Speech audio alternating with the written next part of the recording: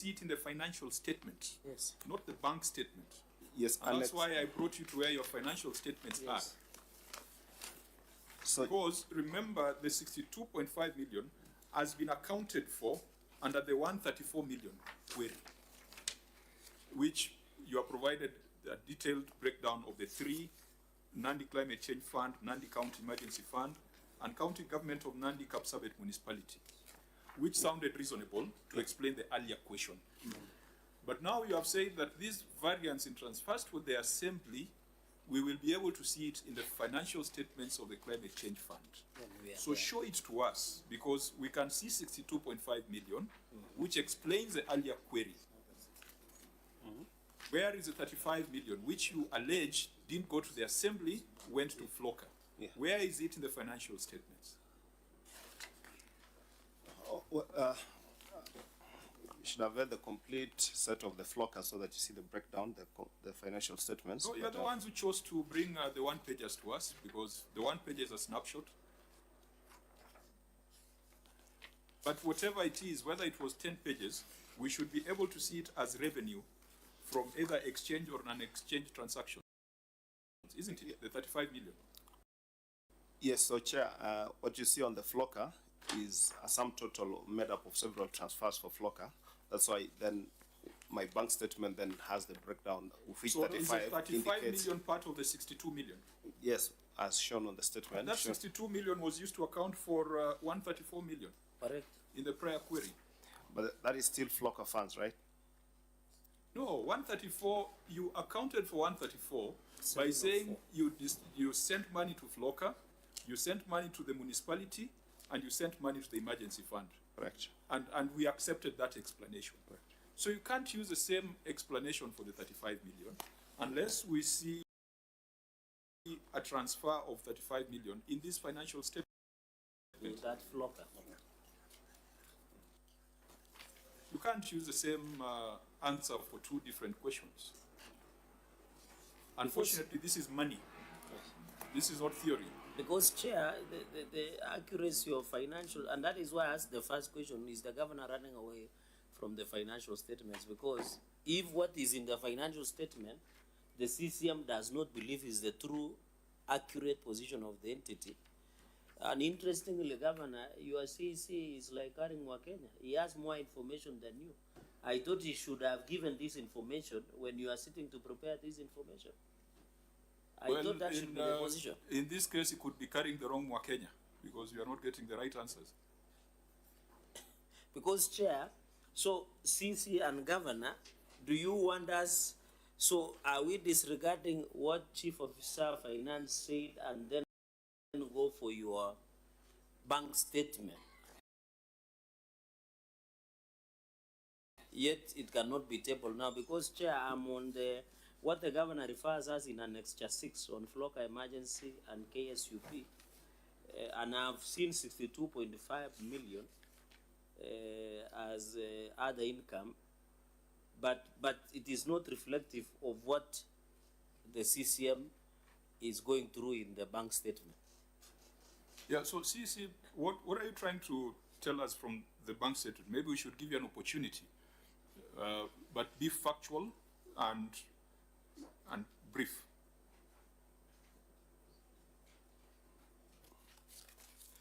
Thank you, Chair. So the 35 million, when we made our financial statements, it just came just after the financial year, but we had, that is 2nd of July, and the cutoff period we had been given is up to 10th of July. So when these funds hit our account, the understanding, or since it wasn't clear, we thought this is part of the county assembly fund, so that is why the disclosure came on the county assembly side. But with more information coming, that is why on the response that we're giving is that this has then to be restated to show that county assembly is 731, not 766, and the Flocker funds should reflect this amount of 35 million, and that is an item that what were you are referring to some documents which had said we are not going to admit. What would have been their value in terms of explaining this matter? Because I know we didn't give you an opportunity. I'm asking you, those bank statements that you're talking about, what were they supposed to confirm? just to know exactly where the 35 million is sitting. Which And is you our CRA. mentioned a date in July. Yes, 2nd of July, 2025. The disbursements to the county assembly, Governor, and maybe now we can go back to policy and practice.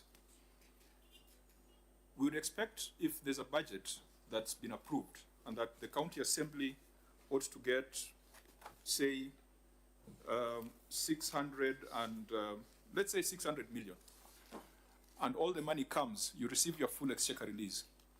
Do you allocate to the assembly fully as per their budget, or you make some considerations and you reduce their allocation? We give them their entire budget. You give them the entire budget. Yeah. So in this case, in this financial year, what was the budget for the county assembly? Was it 766 or 731? 731. And in terms of payment, are you able to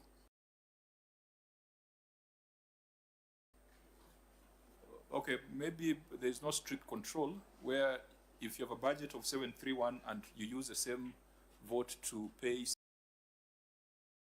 35 million more, maybe the system does not have that control of matching budget and expenditure. Reverend, if the budget for the assembly was 731 and it's already been captured, and then they were to transfer 766, 35 million more, the system allows that. Chair, they cannot transfer money without approval from control on budgets. And the control on budget has to check what the budget, what the amount in the budget and the amount that they are transferring. So the control on budget is the one that checks whether what they are transferring and what was approved they are tallying. If they are not tallying, they cannot be transferred. Okay, Governor, I'm seeing we are getting to that time where the House sits usually at 2:30, and we try to tie our meetings to that 2:30 timing. We need to make some progress. We've dealt with about 6-7 financial statement issues. None of them have been resolved to the satisfaction of this committee. We are still left with question marks around the 35 million. I think we will give directions on how this matter should be handled, but if we were to push it to the next audit cycle, then there needs to be proper explanation or justification.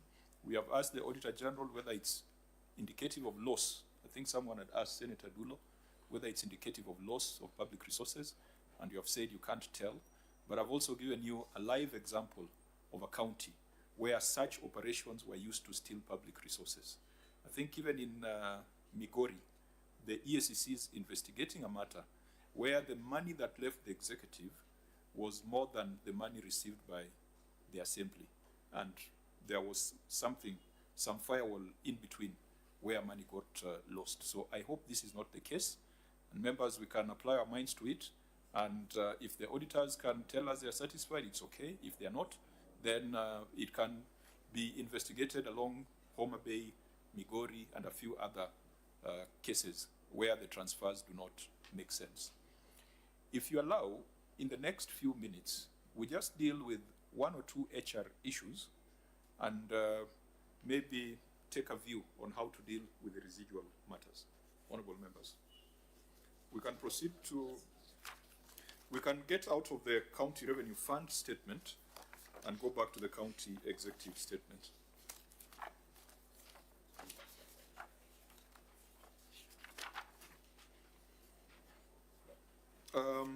The matter of undisclosed contingent liabilities, Governor, are you here with your county attorney? No, the county attorney is not here. But there's a substantive office holder. Yes. You have a substantive county attorney. Yes. Yeah, because when you do not disclose contingent liabilities, it is partially a problem of the accountants, and partially a problem of the legal practitioners. Now, this matter, I think Auditor General, you said it's still outstanding because it was not disclosed in the financial statements. It can only be corrected going forward. Yes, Chair. So we can keep it in view. On HR,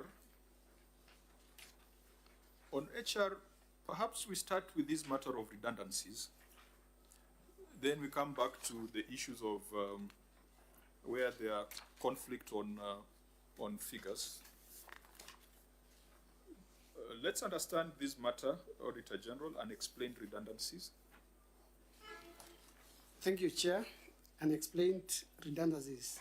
Review of payroll records reviewed a significant reduction in staff numbers from 4,884 in the month of September 2024 to 2,999 in the month of October 2024, resulting to a variance of 1,885 staff. Management attributed the reduction to dismissals and terminations. However, the dismissal records accounted for 1,863 staff, leaving an unexplained variance of 22 staff whose employment status could not be determined. In addition, there was no documentary evidence presented to confirm the reasons for dismissal, the due process followed, or whether the affected staff were issued with certificates of service as required. In the circumstances, management was in breach of the law. Thank you, Chair.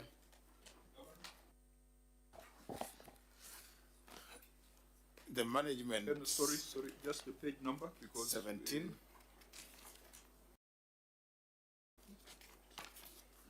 Page 17. Yes, you may proceed. Chairman, the management reinstated 29 Walter Reed staff to the payroll. Subsequently, 7 of the officers retired, leaving 22 active officers in the system, thereby accounting for the observed variance. The comprehensive list of the reinstated staff, including details of those who have exited service, has been prepared and is available for review by the auditors, and we have Annex 11. If you read the second last sentence of the auditor's observation, Auditor General, can you read it, the one that starts with "in addition"? Thank you, Chair. In addition, there was no documentary evidence presented to confirm the reasons for dismissal, the due process followed, whether the affected staff were issued with certificates of service as required. Governor, what's your response on that part? Because you seem to have responded to the first part of 29.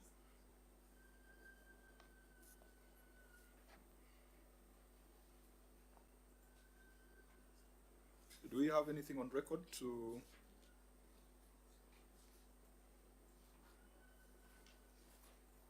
just to help us understand the process, whether it was lawful and prudent? That is the objective of audit, whether actions taken are lawful and whether they are prudent. So the auditor queried the due process followed, and I thought that you would do a summary just because I would be happy to propose the model you used to other counties, including mine. We have a seriously bloated wage bill, which PricewaterhouseCoopers has looked at, has made recommendations, but we've not been able to take action. I would be very happy to ask my county to come and benchmark with Nandi. So, do you have anything on record, or since you're on oath, you can explain the process that was taken? Chair, we do not have any of the documents as part of the bundle of documents presented, but since I'm here, I can be able to just give a rundown of the process. When we had a national wage bill conference in our, nationally we were participants as counties, and the whole discussion around the runaway wage bills and what contributes to the huge to the runaway wage bills within counties was shared with us through the through the conference. Part of the resolutions of the conference, which we were part of as county governments participants, was a recommendation on how to deal with wage bill. And one of the recommendations was that county governments or entities, you know, both in counties and county governments and national governments should undertake HR audit processes. We did decide as a county government to undertake the HR audit. We had the option of engaging some of the government entities or human resource consultants. In our case, we decided to engage the Public Service Commission. We did engage the Public Service Commission. They came to the county. They did HR audit through the process and gave us a report. And out of the report, and I think part of that report has been shared in part of the committees within this house. It has been a subject of discussion within maybe not within this committee. We have alluded to it severally in this committee, but also in the various other committees. So when the report came out from the Public Service Commission, the County Public Service Board, we owned the report and we received the report as a county government executive, and the County Public Service Board, since that is the entity that is, you know, charged with that responsibility, also got the report. They considered the report, adopted the report, and worked on and initiated their own process of adopting the report and implementing the report. Part of the recommendations of the Public Service Commission report, Human Resource Audit report on our county, was that it showed that there were massive irregularities in the processes of hiring, some irregularities in terms of promotions, some irregularities in terms of, you know, the terms of payment for staff, some of them, you know, irregularities on the payment of some allowances. Some staff were getting allowances that they do not deserve, others were missing some allowances that they deserve. So there was a whole report that captured that. But at the center of that report was the flawed or the hiring processes that were irregular. And the recommendation by the Public Service report that was adopted by the Public Service Board was to undertake, you know, the termination, so that then a fresh process that, you know, abides by the law was undertaken. So the Public Service Board did the process of termination. The termination process found its way to court. Those who were affected went to court, and a number of issues were dealt with in court. The matter was determined at the labor court. They found, you know, a number of issues had been presented to court, and I think that brief, if we can be able to provide the written brief in terms of the outcome of the court process. But the sum total of the process is that the Public Service Commission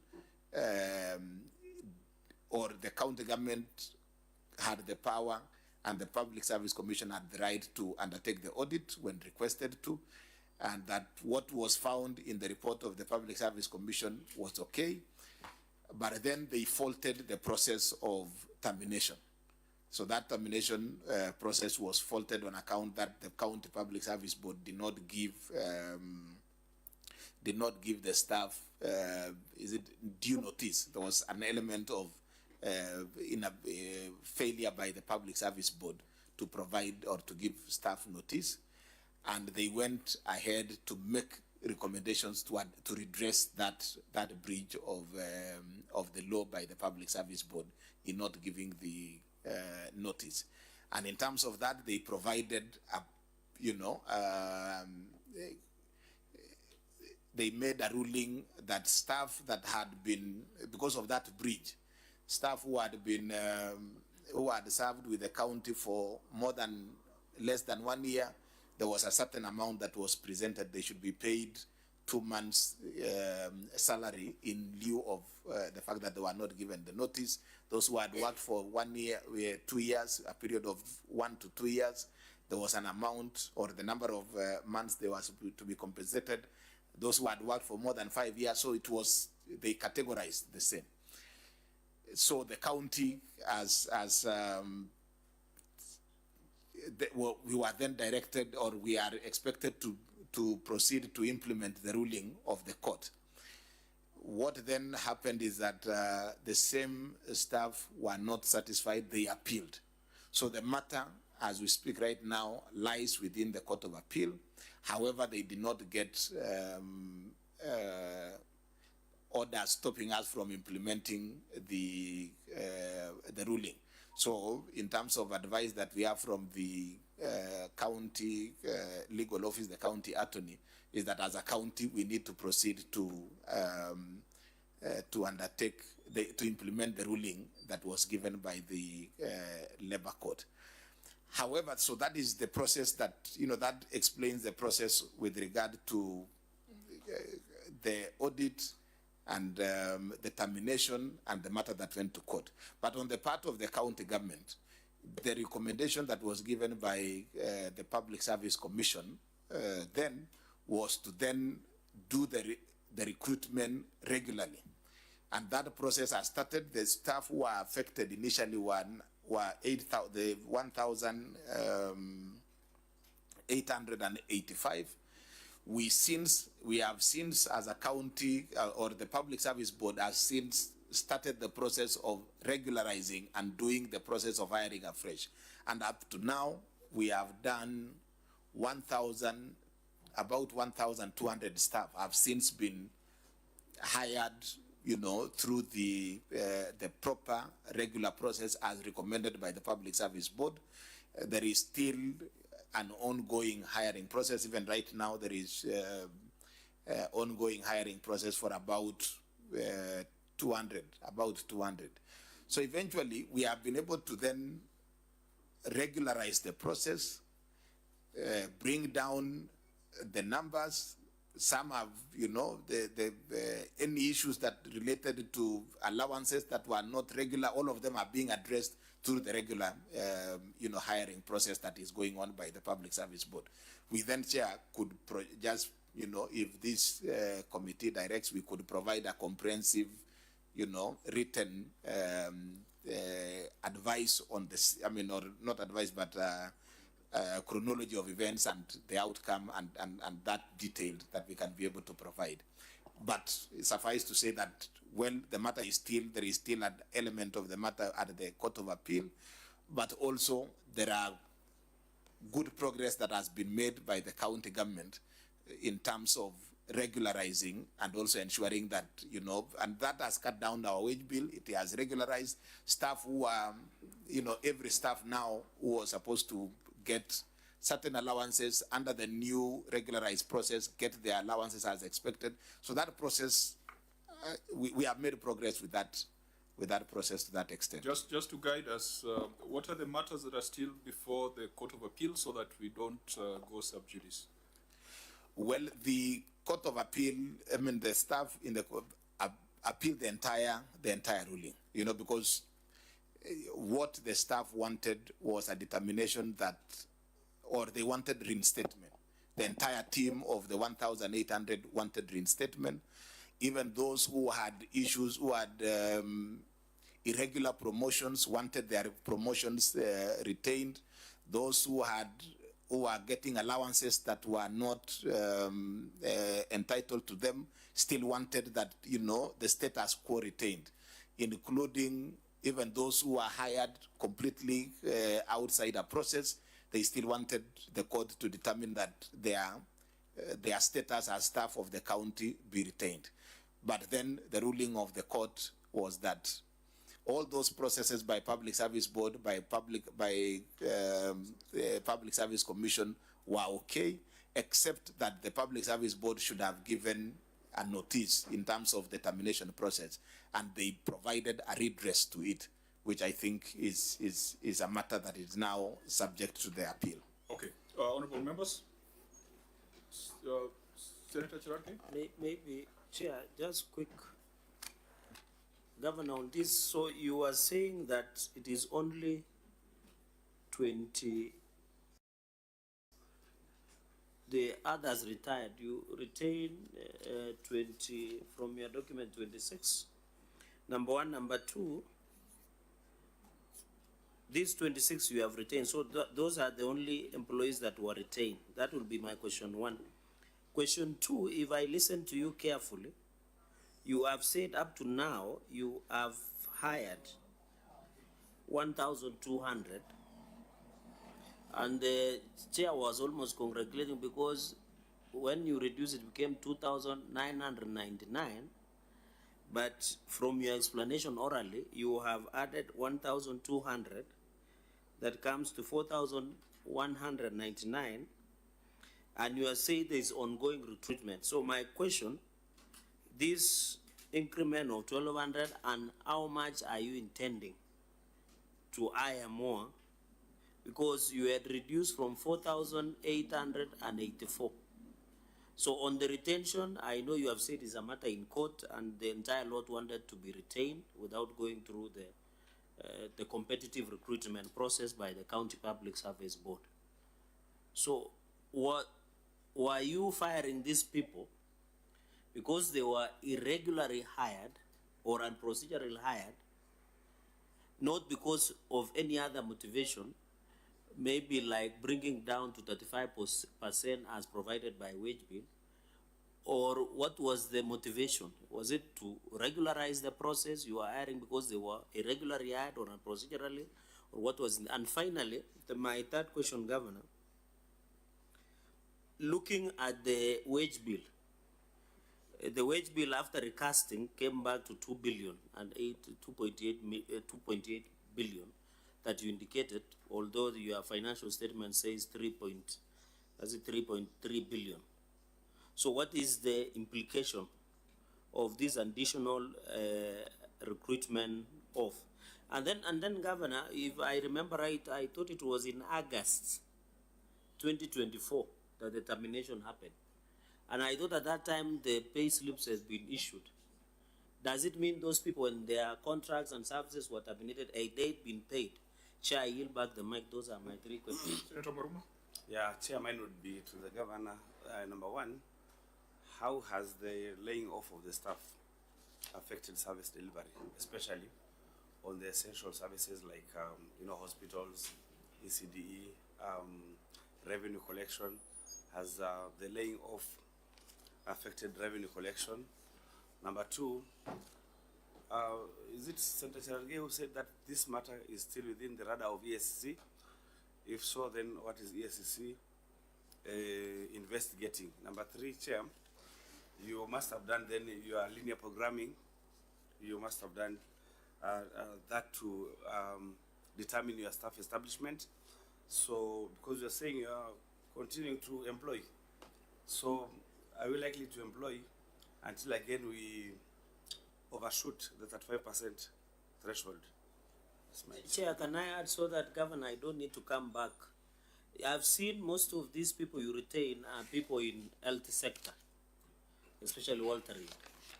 So what is the fate of the universal health coverage staff that there was the issue of 8.9 billion and they had demonstrations? They normally come to our gate, but I've advised them to visit you individually because you will address more because we finished. I know there was an issue with the budgeting, but in this Walter Reed, or I've seen a number of that you have, what is the fate of the UHC staff that are within the system? Thank you, Chair. So, yeah, Governor, in your response, it is an opportunity for us to understand how the process ought to be. At least the courts of law have been involved, so you've got a very fine perspective of how this should be done. So it's a learning exercise, but we also need to get answers to some of the queries raised by the senators. So, Chair, part of, and I think let's just put it in context, that the way to reduce wage bill is not just in the numbers. It is also in terms of the terms of service. For example, one of the irregularities that was raised by, that was part of the irregularities that were shared by the Public Service Commission report was that some staff were hired not at the entry level. So you have a staff who is joining service, the job is required, the position is needed, but the person, instead of coming in at the entry point, the staff is, engaged at a higher job group. So the person earns a salary that he should be earning after 2-3 promotions as an entry point. So already, if you deal with that aspect of correcting the entry level, you already reduce even in terms of the staff emolument.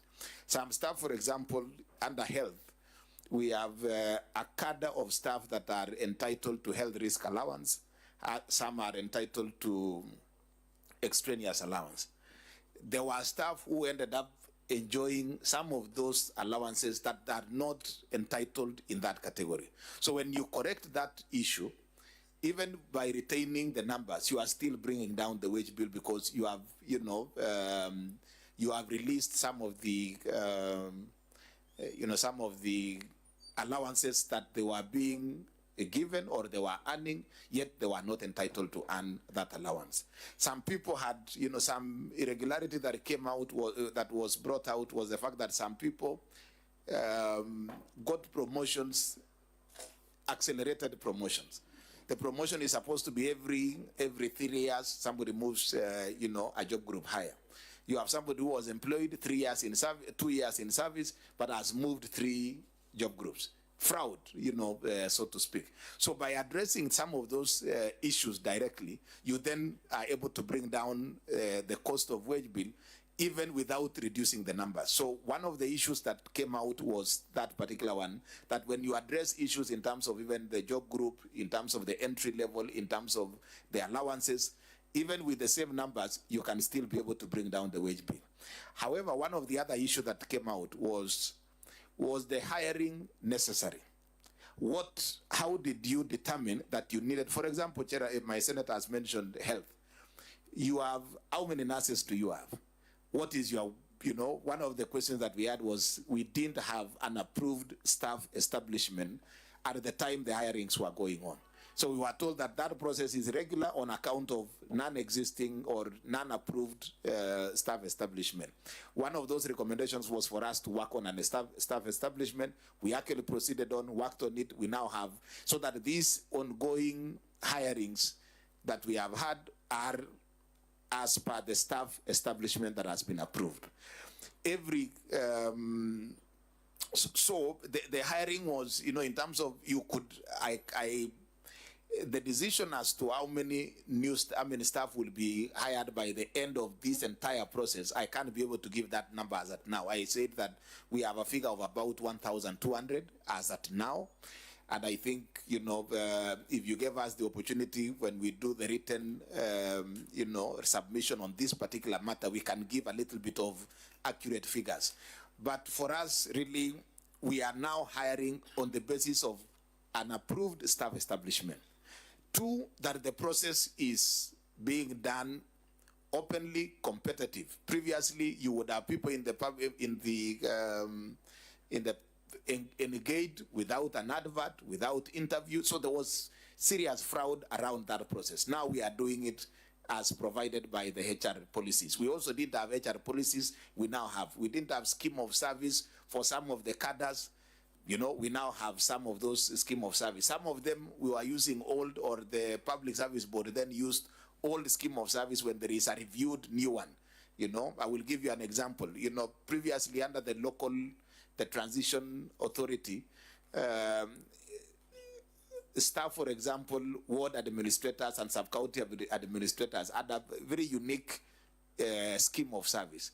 Now that was reviewed subsequently, and we now have a standard scheme of service. We no longer have, specific job description of ward administrator, sub-county administrator. They are all administrative officers. By even changing that alone, the staff who are affected, you bring down the cost of, the terms of service. So there is a whole, raft of issues that end up helping us in addressing the issue of the wage bill. But then there are questions that my senator raised on UHC. If you look at when the Public Service Commission did a report, they said that, for example, all these staff were employed without an advert and a process. But there are certain staff that that under Walter Reid, staff who are working within our county, but they were being paid by this program, the Walter Reid program. When the program closed, there was a whole discussion between the Ministry of Health and the counties that these staff who had been employed by Walter Reid and they were in the payroll of Walter Reid, offering critical services to the county, needed to be absorbed because the work that they were doing in the county was continuing. We adopted, the funding under Walter Reid, ended. Those services were brought back to the county. We continued to fund them as a county government, and under that MOU and the agreement with Walter Reid, the staff were going to be transferred to the county. So when the Public Service Commission did the HR audit, they told us these 29 staff were part of the staff who are engaged without a process. But then we ended up explaining to the Public Service Board that these 29 were from the Walter Reid program, and there was a process. The Walter Reid had done a competitive process, engaged them, but when they transferred the job to us and the mandate to us to deal with those items that Walter Reid was dealing, this staff also joined us. So basically, we then had to take them back to the payroll because there was a process through which these staff were engaged. So, Chair, if you then can just allow, because I think... because I think you have a lot of substance, but it was in written form. Yes. That's why the auditor had asked for it. The auditor had asked for documentary evidence presented to confirm reasons for dismissal, the due process followed. I think this is a matter that we need to document properly. True. Because other counties might want to use a similar approach.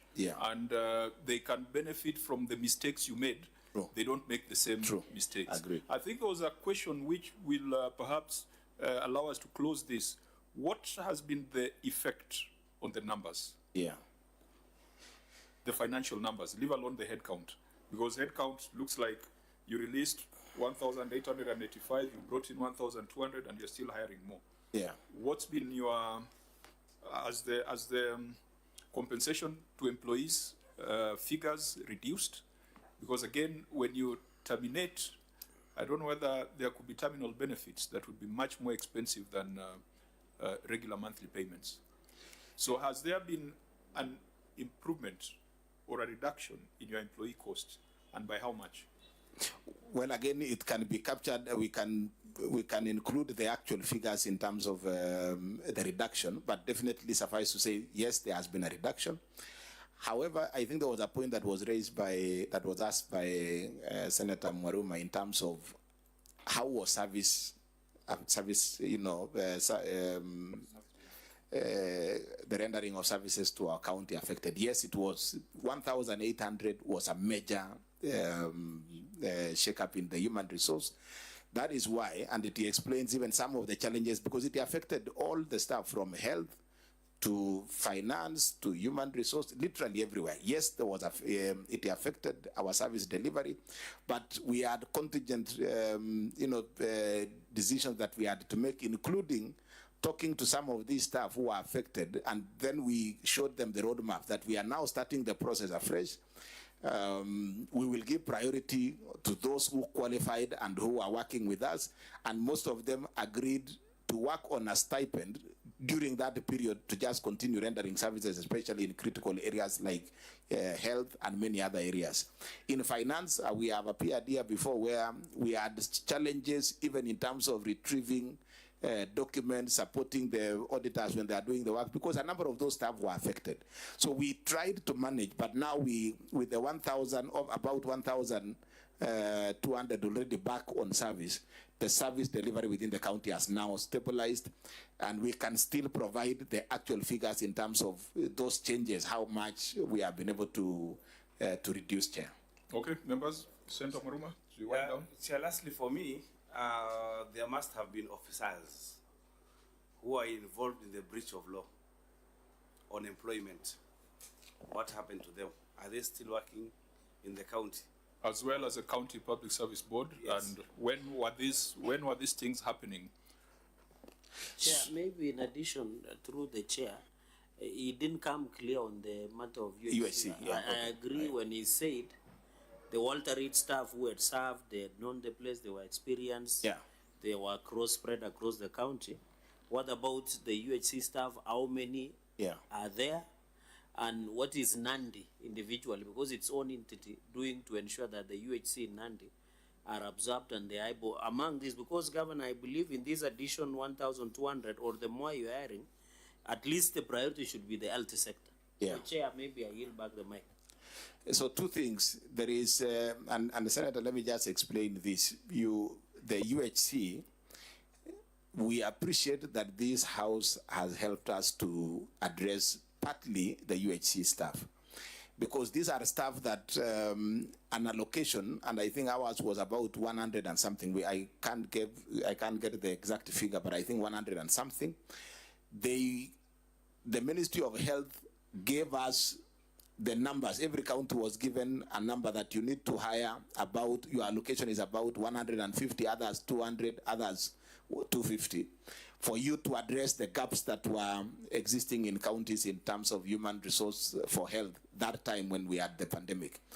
So the agreement was that the counties carry out the recruitment, the Public Service Board carry out the recruitment on behalf of the Ministry of Health, but the Ministry of Health would pay the salaries. So we did hire, the recruitment process was done by county governments, through the Public Service Boards, but the payment and the budget remained at Ministry of Health. The discussion now has been to move that budget to the county government. And two, so that the payment of salary is done by the county government for the staff who are working for county government under UHC. Then the second question was move the staff and also move the payroll, or move the payroll and the funds. So what you have done as the Senate is to include a conditional grant for the amount, the 8.9 billion through the conditional grant. And the discussion was that we need to put these staff who have worked on contract into permanent and pensionable, which we said we agree with that, putting them on permanent and pensionable.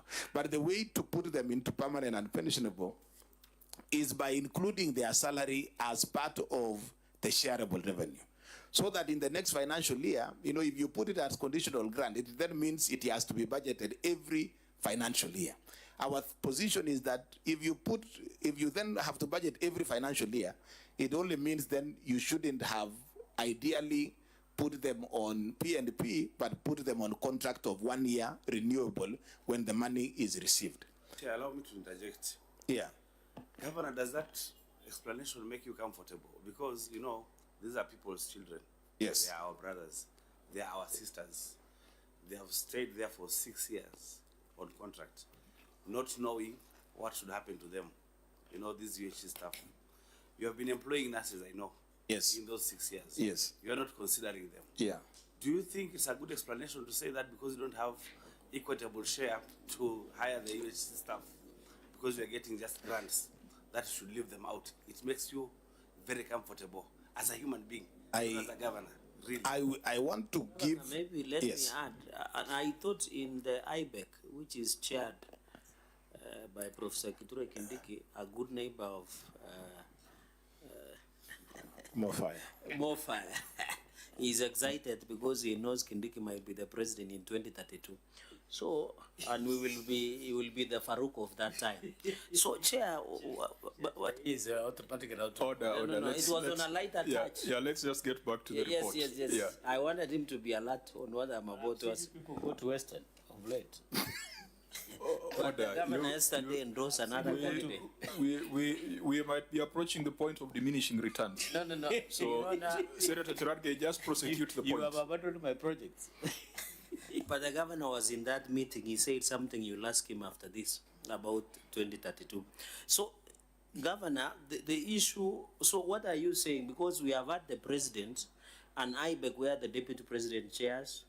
We have had the president even here in Kajiado requesting that as COG, and you are one of the officials of COG, to fast track. While I agree, as a Senate, the 8.9 billion should not have been a conditional grant, which we are ready to rectify when the House resumes sitting. So you have given a lot. So do you, what is it that you have said that the payroll, there were gratuity interest that needs to be paid to these 7,600 staff. So what are you telling the UHC of Nandi? And the allocation of 8.9, although conditional, which we will go and rectify, are they being given priority when the hiring is, or you confirm them? Because you have gone on record that the County Public Service Board did interview them and gave them the opportunity. Because, Governor, you have to appreciate, from 2020 to now, when they used to fight COVID, it's so painful. They have families. I'm told some of them are depressed. Some of them have lost their wives and husbands. Some of them cannot educate. Some of them cannot pay rent. So some of them might even miss going to heaven because they become hopeless. So, Governor, what are you telling the UHC from Nandi so that you transfer that to your colleagues in Council of Governors, and so that whenever you meet, you don't need to mention Chair, Mwaruma, myself, and Sifuna. You just mention about UHC. So what is it? We just want that silver bullet. Okay. That we can take home with it. Fine. I think there are specific questions. Of course, there are broader issues of policy. Maybe if you can make your response very brief. I was hoping that we'll be done with this meeting by 3 o'clock, but I can see that time is running faster than we are. So, brief response. So I think I'm very straightforward. We sat in IBEC and agreed that the resources need to be in equitable, in the shareable revenue, so that it's for perpetuity, that the resources are available in perpetuity. We also agreed in a summit that should be the case. We even sat in joint meetings between COG and Ministry of Health, agreed to even write a joint letter to National Treasury that amount needs to go into shareable revenue. That was agreed, and if that was undertaken, since there was nobody who was against it, even the National Assembly initially, because some of their representatives, we have interacted within those forums. Everybody agreed that was going to happen. When we saw that the figure did not find its way to the shareable revenue, for us it took us aback, because why? And this is something that all of us have agreed. It secures the money for the future. So our thinking is that if we just sorted that should be able to be an obvious, and the transfer, or not transfer, but the confirmation of this stuff from contract to permanent and pensionable is an easier process, because we already hired them. I think it's just through a suitability process, just a small process, because in any case, they were recruited competitively at the time they were being engaged for the contract. And I do not want to, so that is the position of COG. It makes a lot of sense. I agree with it. However, I think that even as we deal with these issues that we are now handling at converting that amount into the shareable revenue, I already have a roadmap to convert, the ones in Nandi into into P&P, because I agree for sure. When we have hired we have hired several other nurses, after with the UHC staff being there. We didn't give them priority because they were already on payroll anyway. So we were looking for additional staff. So if you brought in any staff who was on UHC into a number that you are recruiting, it only means that then you would have you would not have achieved much, because you are getting somebody who was already working for you, though being paid by Ministry of Health, and you engage them now, yet you cannot replace the UHC, because the window to replace the UHC had gone. So these guys have suffered for sure.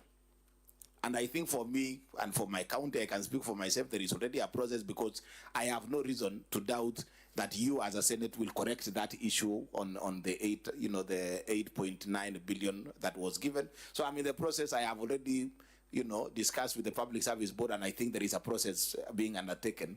And within maybe a month or two, even with or without the addressing of that challenge, I think I'm working on something within the county. I think the other direct matter relating to Nandi that has not been addressed is the officers who are responsible for the mess you're clearing, the County Public Service Board responsible for that mess. What is being done to them?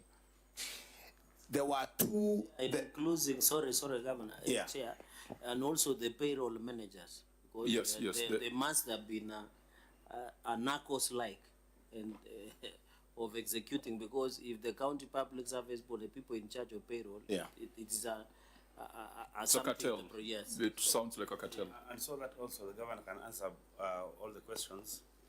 You know, when counties are employing, they can employ a fresh graduate to be a director, job group, you know. Yes. Yet when you are in the main public service, you have to really toil and moil. Yes. Like engineers, for you to reach chief engineer, you must have worked for very many years. What is Are you the more- comfortable when you employ fresh graduates as directors? Okay, start with the question of fact on what's happening to the officers, and then conclude with the last one on opinion. So I mentioned the matter in court, which was a labor issue that was taken by the staff who were affected. However, we also then did invite DCI and the ESCC as a county government to come and, when the outcome, after the report came out, some have been taken to court. Others are still being under investigation by ESCC, and you are better placed as a committee, to find out from ESCC, because, a number of staff have been taken in for questioning. Some of those public service officials who are affected were on interdiction. Some of them are on interdiction, courtesy of the process that have happened. So the DCI is seized of the matter. ESCC continues to investigate the matter. A number of our staff who are affected have recorded statements. Some of them are on interdiction, and I can give also that full brief. But I think in terms of the level and the status of the investigations and the case under ESCC, We'll find out from ESCC because they sit here. Around which year were these things done? That was 2024. The termination was in 2024. But the processes, irregular recruitment. It happened because we gave them the public service board did investigation from the time devolution started from 2013. So all these hiring continued to happen under your watch. Yes, some of them happened under my watch. Yes. Yeah. Did it involve some of your close allies who I know them personally? Sorry? Did it involve when you I expected you to give us names, especially when you said there were officers who are rising quickly in promotion in job group. Did it involve some of your allies? All the staff in the county are my allies. These are people we work with. But really, it's a criminal process. I mean, I can't just name names of people here. But I think the whole process was, is being investigated. A lot of them have been called in for questioning, writing of statements. Some have even been taken to court. So really, the aspect of what needs to be done and and accountability on those issues are really within the various institutions of accountability. And we as a county government, when we wrote as a county government to ESCC, we gave them all the information, we gave them all the details, so we know that is a matter that is being dealt with at that level. I think as a matter of one just follow up. Maybe let me say this before you have the last bite. From our conversation for the last 3 hours or so, I think it's emerging that there are two things that you must clean up. Yeah. Seeing that you've got 1 year to go to the end of your tenure. It is the issue of pending bills, which we have spent a lot of time on, and it appears that we don't have a very clear picture.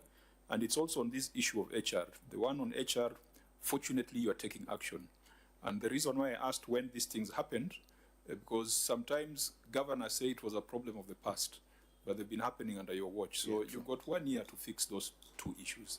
Your payables, to fix the issue of HR, but also to ensure that you leave behind a civil service, a county civil service, that is up to the task, that takes its work seriously. I think there's a little bit of seriousness that you still need to instill on your team and your officers.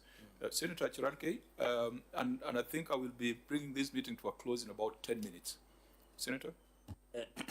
Chair, maybe Governor, on the issue of interdiction and administrative action, or if maybe let's say payroll manager, is interdicted for 1 year or 6 months, one, how many officers you have interdicted, and then number two, what is their fate when they resume? Because maybe they were the payroll manager, they were in charge of human resource.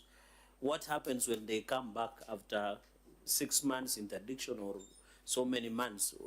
Give us a picture, because there must be a reason as to why they were interdicted.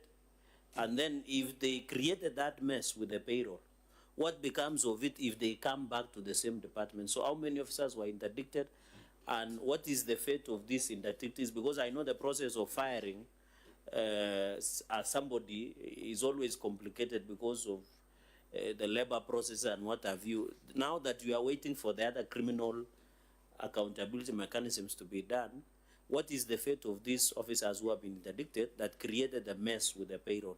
Chair, I yield back the My mic. last question, maybe. Okay, Senator Chair, Baruga. last question. Governor, you're saying that your government is employing, and you know, in the certificate, page 6, the auditor has made a finding that there's breach of law in failure to observe ethnic balance and staff composition. And these are pet subject for Senator Cherargei, that when a county is employing, then we need the face of Kenya. So are you mitigating on this finding to make sure that Nandi County staff then has the face of Kenya? Okay, as you respond, there was a number we had asked for, which perhaps does not even need to be submitted in future. You have just closed your financial year. I think your officers could have a picture on how much have you spent on compensation of employees in 25-26 compared with 24-25. Just a rough estimate. You can look up the numbers as the governor responds to the other questions, because we want to see the impact, whether it's translating into financial benefits, or we are just going around, musical chairs. Governor. So my team will give me the figure there, but in terms of those who are interdicted, the procedure is that once somebody is implicated and that the matter has been taken up by the investigative authorities, to provide the affected or the culprit is interdicted, until that process is clear and the person has been cleared, he will remain interdicted. So it's a human resource process. It remains interdicted until when cleared. If they are not cleared, then the consequences of termination, dismissal, even possible further criminal, processes against them then continue. So for us, those who are interdicted and those officers who are central to this serious crisis, are under investigation. For the Public Service Board, this was happening under the previous Public Service Board. So their term ended, but they are still subject of investigation by EACC, and I'm sure they are a number of those members of the Public Service Board are actually subject of those criminal investigations that are ongoing. So really, any of the officers who are involved are currently facing those processes and the accountability processes through EACC and DCI and the others. So that indicts the County Public Service Board. Do you have an audit committee currently? Yes, we do. Because in this report, there were issues with regards to internal audit. And because if you had a functional audit committee, internal audit processes, then some of those issues could be flagged early. You don't have to wait, to resolve 1,800 people. So, but you didn't come along with your chair of audit committee.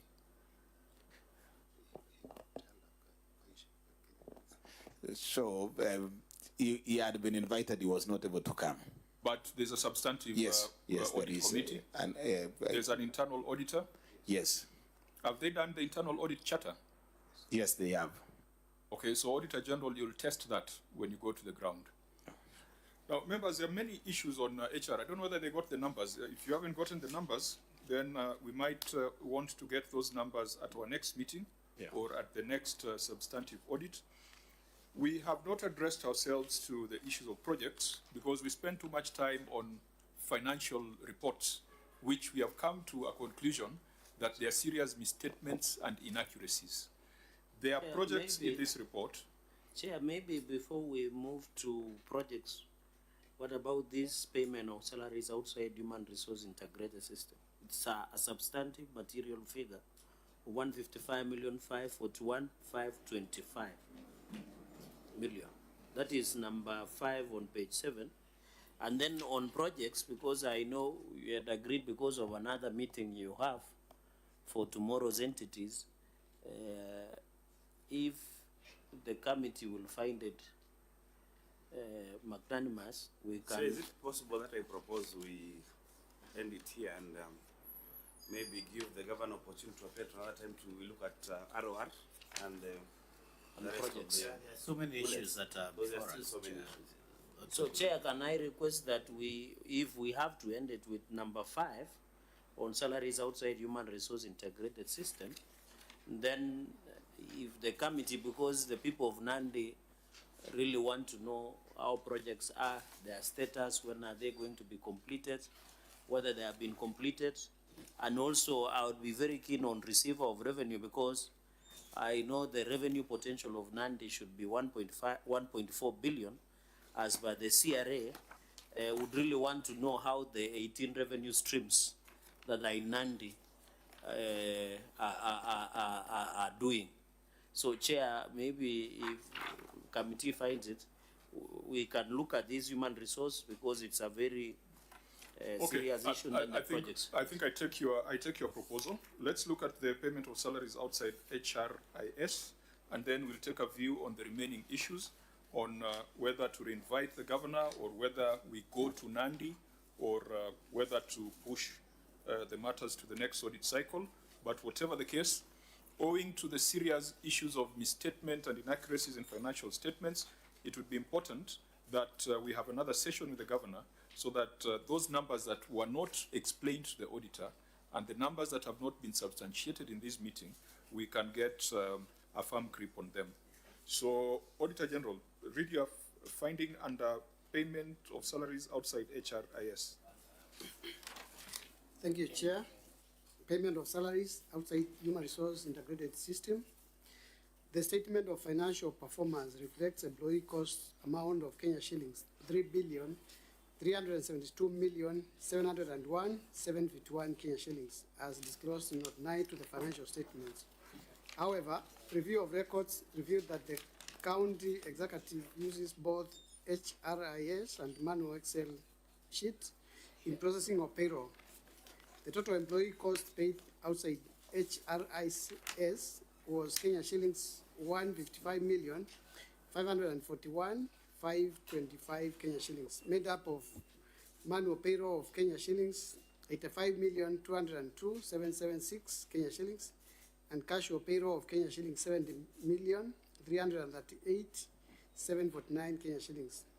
This was contrary to section 1.5.1 of the Treasury Guidelines through the Financial Accounting Recording and Reporting Manual, which requires that each county government department is responsible for populating the IPPD with the information contained in these documents, issuing each appointee with a unique payroll number from the system and providing the appointee with a letter of appointment.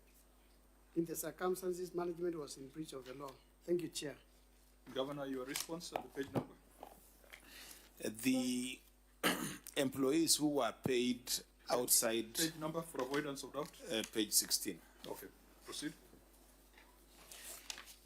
Employees who are paid outside the HRIS Kenya system are those who are still awaiting personal numbers to be processed since the request has been made and forwarded to the Directorate of Personnel Management, DPSM.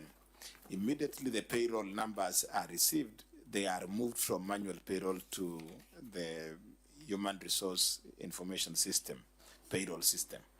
According to the circular of the circular dated 20th of December 2019, the Ministry of Public Service in January 2020 rolled out a new system to facilitate in allocation and activation of payroll numbers, which delayed the allocation of these numbers. It is noted that as at 30th of June 2025, the staff on the manual payroll had not been incorporated into the system, and therefore the management is working towards achieving full transition of the staff to the HRIS system and ensure that all payroll data is managed through the system and adhere to the guidelines of the public service.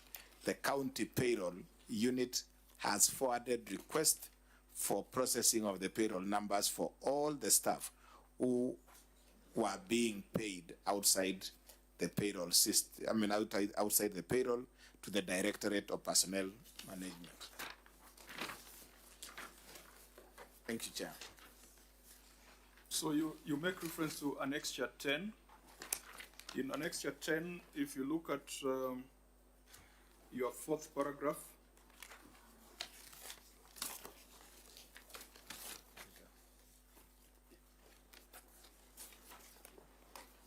which starts with kindly find attached.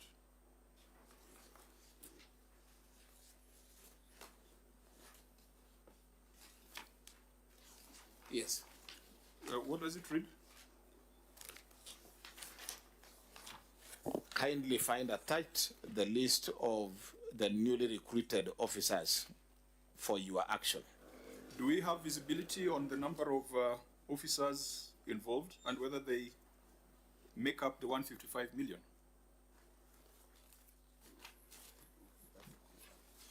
In the evidence before us, because that is what you're supposed to prove. If it's 155 million without personal numbers, I thought the easier thing would have been to attach that letter that you had sent to the principal secretary, the listing, and then we see if they all count, for 155 million, we can mark it as work in progress. Otherwise, what we have now is a story. I agree, Chair. We could provide that list. That should have. We thought that the letter would suffice, but we can provide But that you can list. see the letter refers to something else that is more substantive. Yeah. It's a list that is the substance here. Yeah. But there's also a manual payroll of 85 million and a casual payroll of 70 million. In your response, you have not distinguished the two. Why you have a manual payroll and a casual payroll and, you know.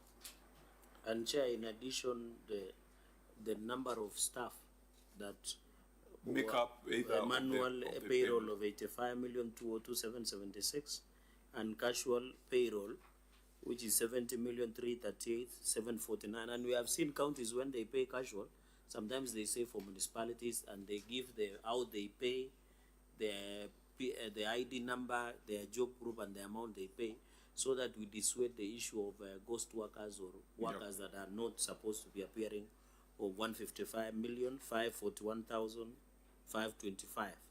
And it, in fact, in the observation, there is a manual Excel sheet which the OAG extracted this information.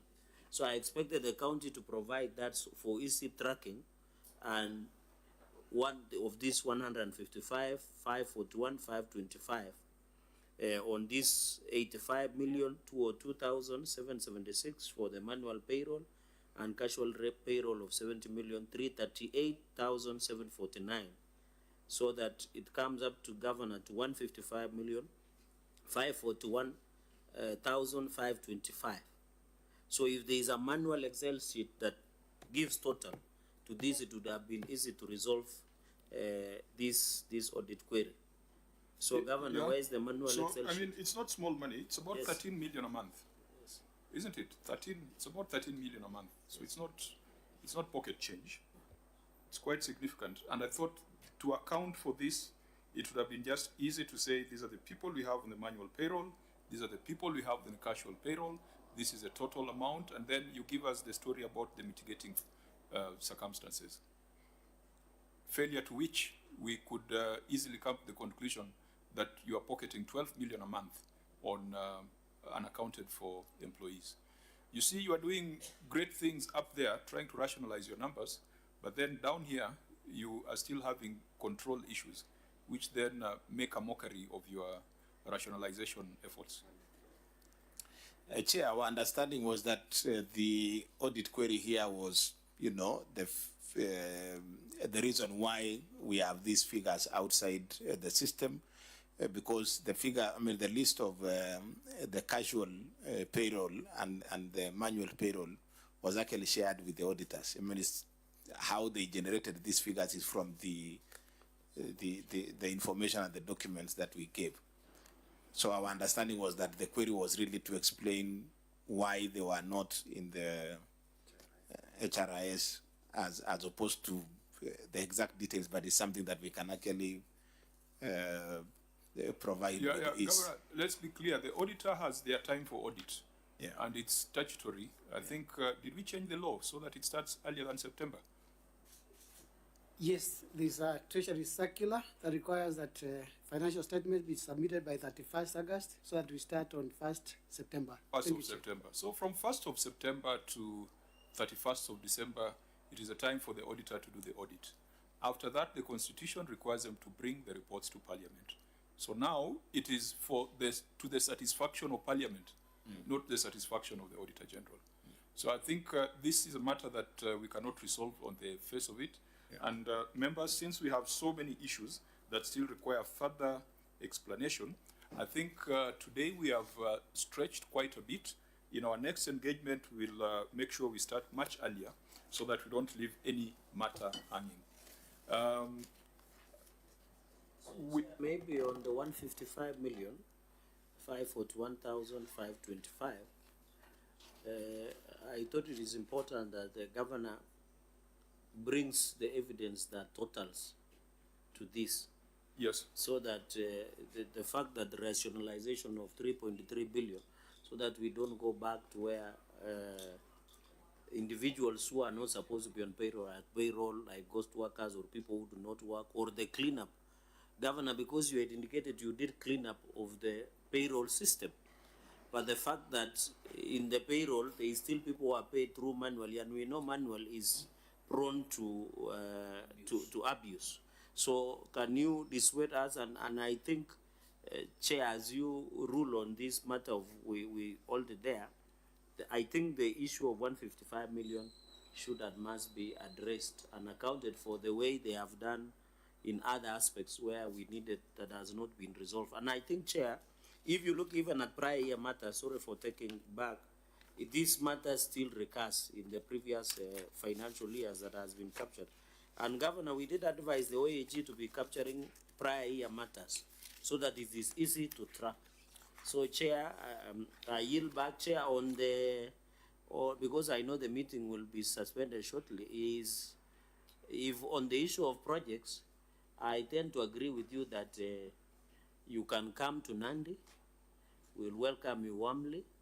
We see most of these projects so that when we are querying the projects, we are on site. I think it is easier that way rather than sitting here in the committee. So please feel welcome so that we can see some of these projects. And I can assure you, after doing a good job, you will not miss Mursik after the entire process. Chair, I yield. Thank you. You brought me to where I wanted us to be, to discuss and to give directions that the unresolved prior year matters that are listed as Appendix 1 in this auditor's report, they also require your response. Because, Auditor, did we get responses on Appendix 1 from the entity? Chairman, we did not get a response. The Office of the Auditor General wrote to the entity on the 22nd of January 2026, and the letter was received. That letter was documenting a total of 57 recommendations which this committee had made. Again, we did a reminder on the 23rd of March 2026, and the letter was received. That letter was copied to the County Assembly, to the CEC Finance, and to the Office of the County Governor. But, Chairman, we don't have a response to those issues. Thank you. Okay, Governor, you've heard correspondence direct from the Auditor General on the basis of resolutions of the Senate, not once but twice, but there's been no response. Are you aware of those correspondences?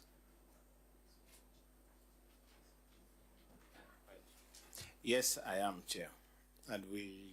What is, because there are timelines, If the matters remain unresponded to, they'll keep populating your report. Because nothing will disappear from this report until and unless there is a resolution through the Office of the Auditor General and the Senate. Auditor, when did you require them to, what timelines did you give them to respond?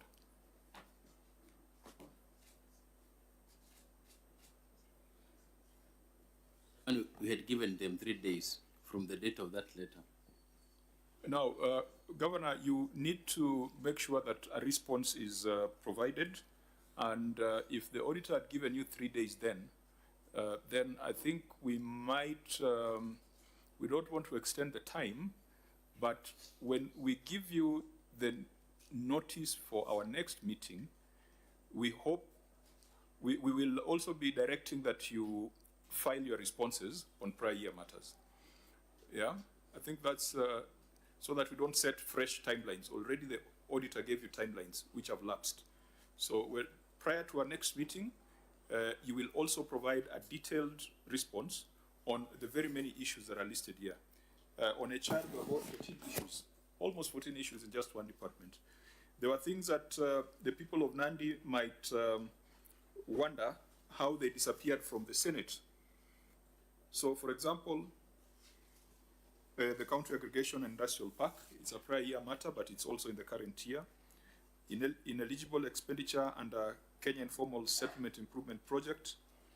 I think there's KISIP queried and KDSP had also been queried.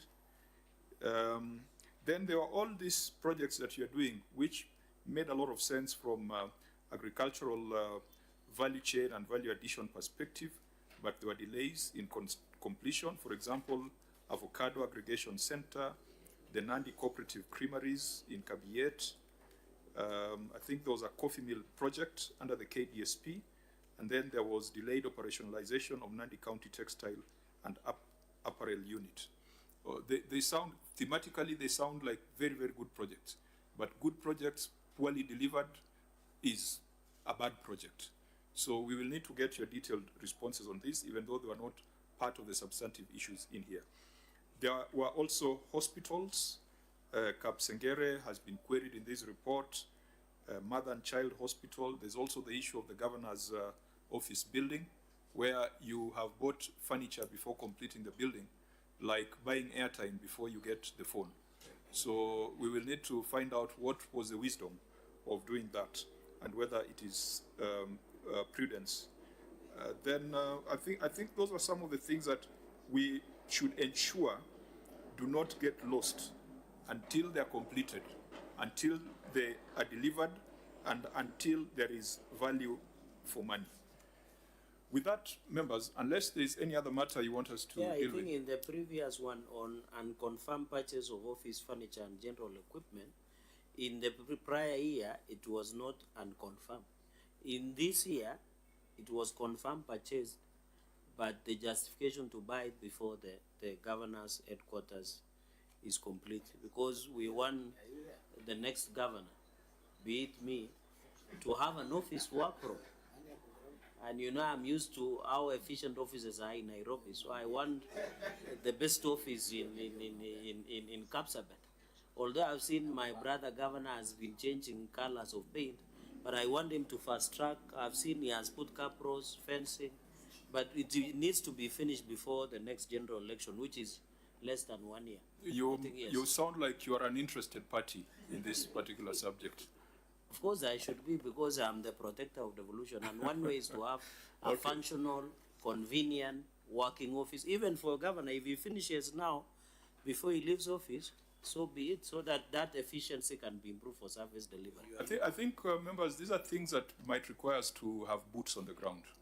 It would be nice for us to go just have a look, and I think I'm convinced that maybe our next interaction with the governor probably should not be Nairobi. It should be out there in Nandi, so that we go around these projects, all these agricultural projects, and see whether what is on paper is the same as what is on the ground.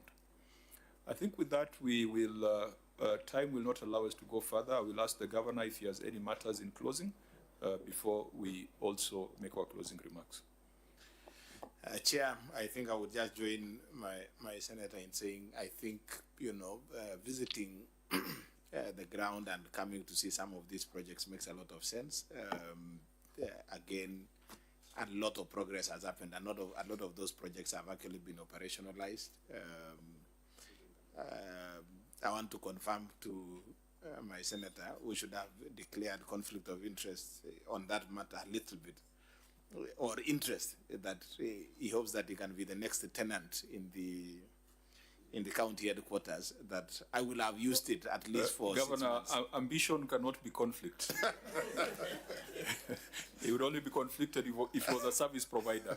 Yeah, but so, proceed. Yeah, I want to confirm to him that I hope that I will also be able to use that office. Actually, part of the office is being used now. I am sure in another 1 month or so I should be, and if you find favor in visiting our county, basically that is where we will receive you. But Chair, I have noted all the issues that have come up in this engagement, and I confirm and I want to commit to address and abide by the directions this committee will provide. Thank you, Chair. In the interest of time, we will donate our time to Senator Chirarge for the closing remarks.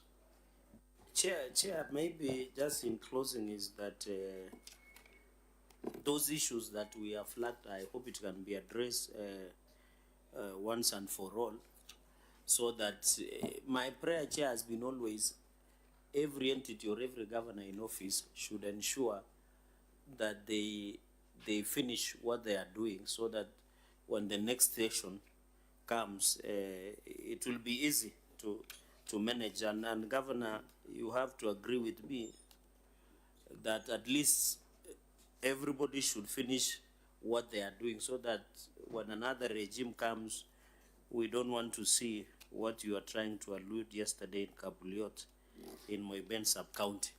Secondly, Chair, you have noted in terms of materiality, this, I have been tallying the amount that remain variant and unresolved. It comes to almost over 1.6 billion. These issues, and I know we would have gone even to the legal expenditure, contingent liabilities, the issue of pending bills, the issue of retention money, the issue of variance in employees and what have you.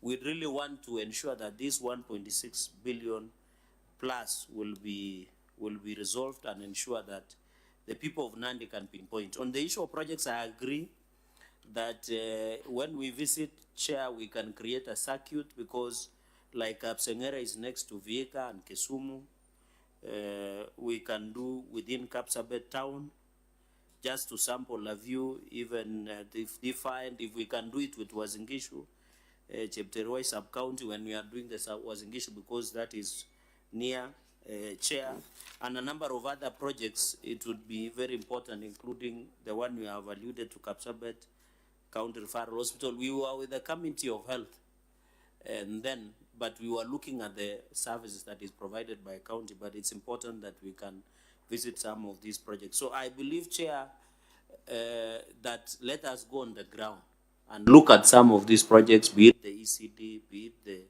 health sector, Chair, and many others. So Chair, I really want to see these things complete. And Governor, all these multi-year, this is your last year in office, these multi-year projects should and must be completed, so that we begin in a clean slate and give value for our people. If, personally, I don't have a problem, Chair, if Governor ensures that Chepterwai Sub-County Hospital Phase 3 is completed and functional, we say amen. If other projects within the county, Kapsengera and the rest, even I used to see is one, the Kobujai, where is local trading center, be completed and functional and people can access services. We want that to be completed. So, Chair, mine is just to say that, and hope to see you in Nandi. I know you are our neighbor. hope to see you in Nandi, and if we can do most of these things, our people in Nandi will appreciate. And to welcome my brother Mo Fire. I know he has been fidgeting. You know, the reason today he has not been speaking is what he has been observing over the weekend. But I want to assure him and to assure Professor Kindiki we are with him until end time. So maybe governor has a different opinion, but we will cross that bridge when we reach there. Chair, with those many remarks, allow me to rest there and yield back the... Thank you, Senator. I think just to conclude it, we were not able to deal with issues on the receiver of revenue, even though the brief we got earlier from the Parliamentary Budget Office also shows that there is a problem there. When you look at certain revenue streams, like land rates are reducing, parking fees is reducing significantly, market fees, property rent, such that the 771 million that Nandi collected, were it not for hospital fees of 385 million, then perhaps the performance of Nandi from a revenue perspective would be described to be much below average. But we shall have this discussion when we come down to Nandi and also deal with the other projects. And I hope by that time, the issues of financial reporting, misrepresentation and misstatement, we hope that that will not recur in the audit cycle that is beginning now. For the professionals, please, please take your jobs a bit seriously, because the politicians, the governors will come and go. It's just the other day that Senator Sang became Governor Sang, and it's now 10 years.